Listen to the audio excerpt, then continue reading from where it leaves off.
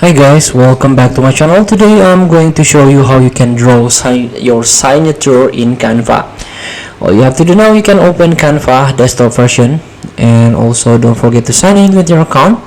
To get started, you can click apps, then click design essentials.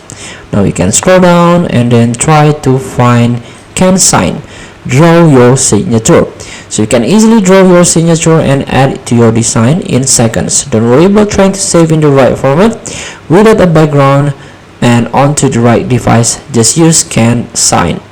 So you can click use in existing design, for example,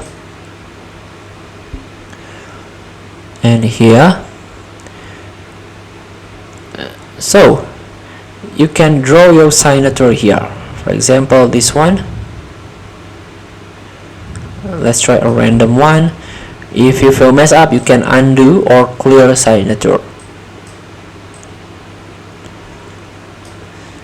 And you can choose the color.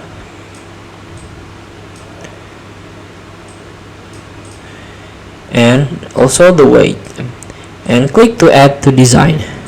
Here we go. So feel free to try. Thank you for watching. Don't forget to comment, like, and subscribe. And also click the next button below. See you in the next video.